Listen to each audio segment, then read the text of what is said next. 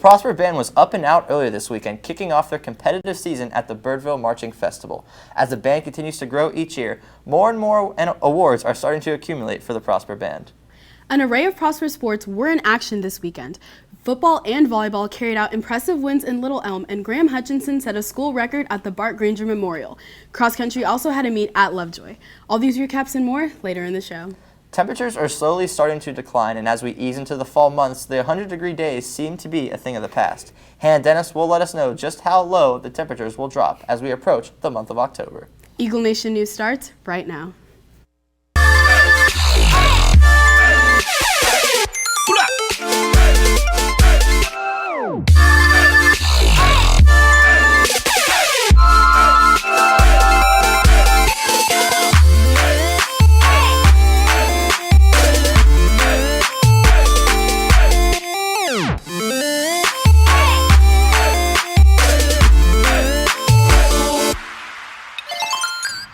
Good morning, Prosper High School. Today is Monday, September 26th. I'm Brandon Bonaparte. And I'm Sola Kantai. Here are today's top stories.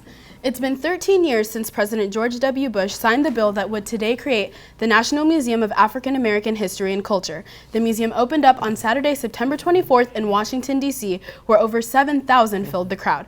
President Obama was quoted saying that the museum would help capture the essential greatness of the United States.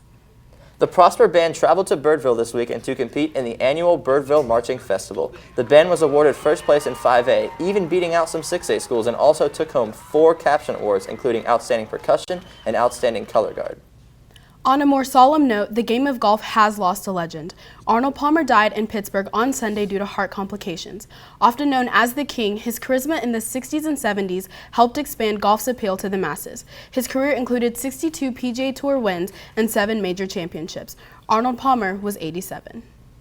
So there was a fashion show this weekend at Stonebriar Mall, but there was a little bit more to it than just style and catwalks. That's right, Brandon. For over 25 years, the National Charity League Fashion Show has taken place, involving members who have dedicated time to giving back to the community. Tish Cama has the recap. Let's keep the round of applause going. Don't they look amazing? On Sunday, September 25th, the Stonebriar Mall had a few more outfits on display than usual, with 17 girls in the class of 2018 from Frisco to Salina, and of course, Prosper strutted down a runaway. The North Prestonwood chapter of the National Charity League, NCL, put on a fashion show to help the girls boost their self-confidence and give them a chance to have a little fun while doing it. Each 11th grade member sported fashions from various vendors at the mall, including Alter State, Macy's, and Dillard's. This event took place at 3 p.m. and had a special guest come to introduce every girl as they approached the runway. Now we have Lindsay looking radiant in this full-length navy blue gown from JCPenney's R&M collection. Caroline Crothers, also known as Miss Texas.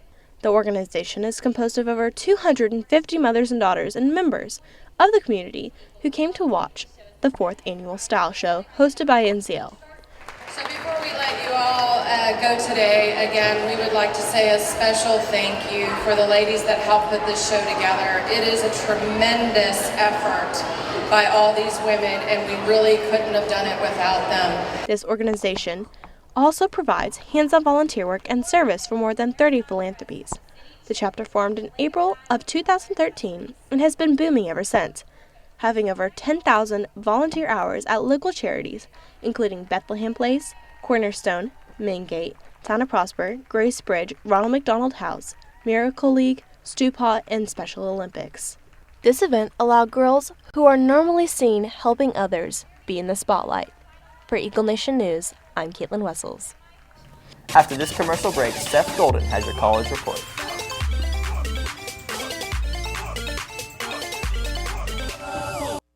So Prosper's on the map for many reasons, from pep rallies to football games to national championships with baseball, state runnings with volleyball, you name it, we're on the map. Another way we wanted to get on the map was offering the PSAT, SAT, and ACT tutoring. This is an opportunity to get local help for $650 per student for 16 hours of coursework with course materials included. Contact Mr. Gomez or Ms. Soyemi or visit www.firstchoicetestprep.com. Now we kick it to college reporter Seth Golden, who has tips on writing college essays.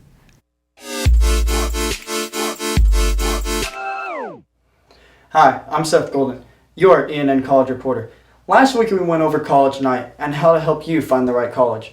This week we'll be going over how to help colleges notice you. Whether you are wanting to major in physics, history, or math, a major importance is the college essay. The essay will show colleges your personality, how you act as a person, and just how well you will fit in with the school. They will try and see if you will fit in with the rest of the students at the college, which may affect their decision. The most important thing to remember when you're writing an essay is to be yourself. Compared to the show The Voice, a singer isn't going to sing a genre they're not comfortable with, so don't try and be something you're not when you're writing your essay. You want the college to hit that button and say, "You're in." Remember, there are thousands of kids trying for the same spot as you when writing these essays.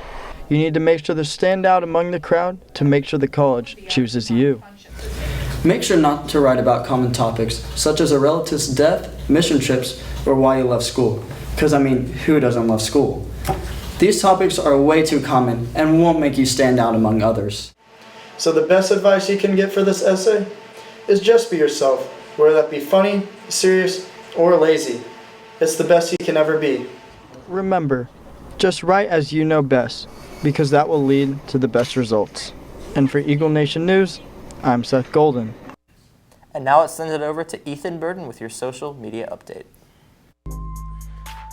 I'm Ethan Burden here with your daily dose of social media, and I hope everyone's having just a fantastic Monday. Today we'll start off with a Twitter poll I ran this past weekend asking which social media you use the most. 10% answered Instagram, 40% answered Twitter, 44% answered Snapchat, and 6% answered Facebook. Thank you everyone who participated in that. For more polls and to suggest poll ideas, tweet at us using the hashtag ENNPolls. And make sure to tag us. Now on to YouTube. The USA Pep Rally video was released last week and now has over 800 views. Let's try to get that to over 1,000 by the end of this week. So make sure to go to our YouTube channel at Eagle Nation News and leave a like, tweet it out, share it with friends, and subscribe to us. Well, that's it for today. Don't forget to follow us on Twitter at Eagle Nation News for more giveaways and weekly tags. And make sure to turn on our post notifications for live updates. I'm Ethan Burden and today is National Shamu the Whale Day. When we come back, Hannah Dennis will have your 3-day forecast.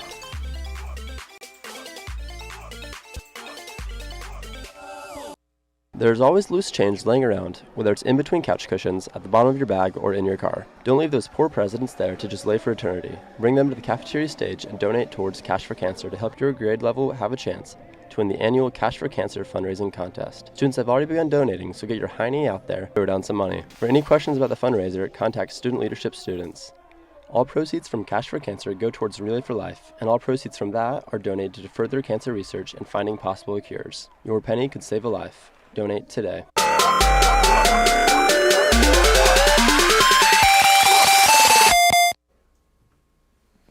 Welcome back, Eagle Nation. I bet all of you have noticed that a cold front has finally come through. This was the first significant cold front of this fall season and this year. Other than today and tomorrow, we should stay in the 80s without a high humidity.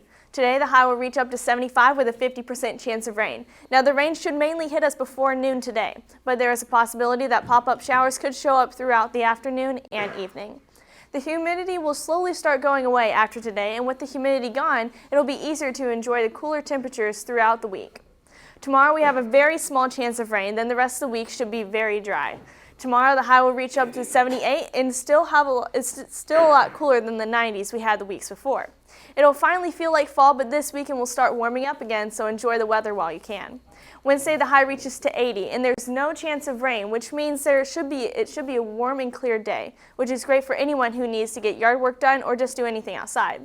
The low for Wednesday should actually reach into the 50s. We're definitely in fall. Let's hope that the temperatures stay this way and not go back into the 90s until summer.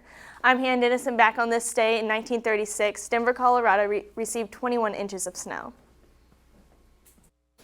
Thank you, Hannah. After this commercial break, Mackenzie Hamilton will recap the eventful weekend for golf, cross country, football, volleyball, and swim.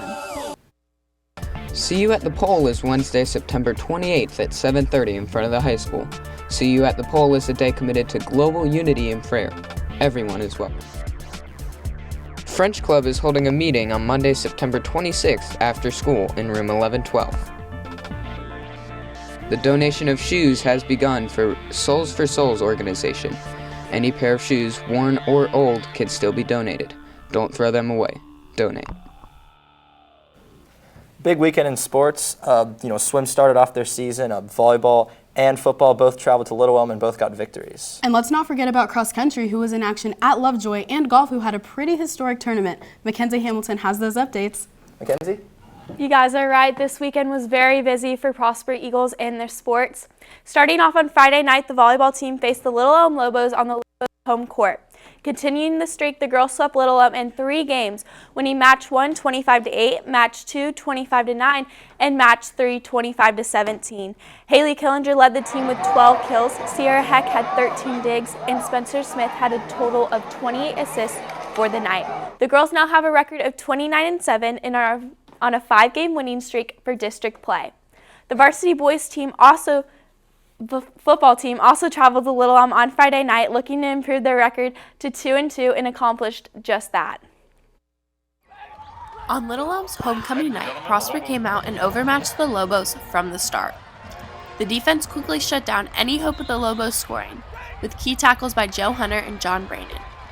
Building off the defense's hot start, the offense quickly scored 28 unanswered points in the first half.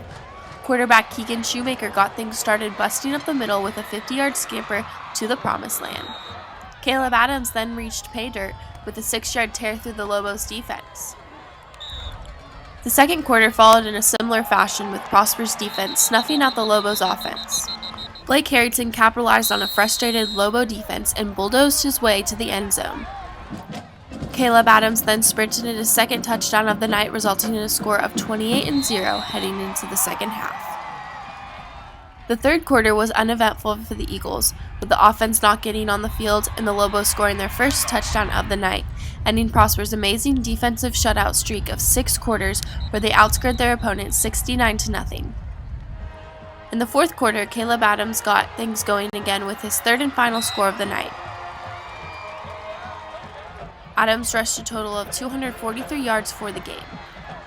Cade York also continued his impressive season, going 5-5 for PA attempts. The final score of the game was 35-7 Prosper. Folks, that brings us to the end of the night. 35-7 Prosper win over the Lobos. The Eagles will be home this Friday hosting the Carrollton Newman Smith Trojans. On Saturday, the cross-country teams and the swim team both had successful showings. We'll have their recaps and highlights from this weekend for you tomorrow. Real quick before I go, shout out to Grant Hutchinson, who shot a school record of 64 at the Bart Granger tournament.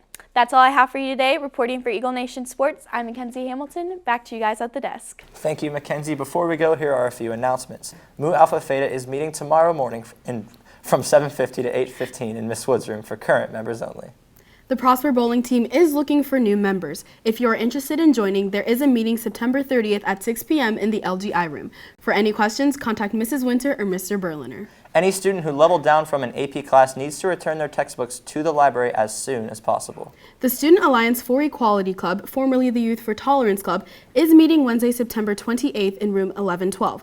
Officer elections will be held and everyone is welcome. Well, that's going to do it for today. For Eagle Nation News, I'm Brandon Bonaparte. And I'm Sola Kantai. Live long and prosper.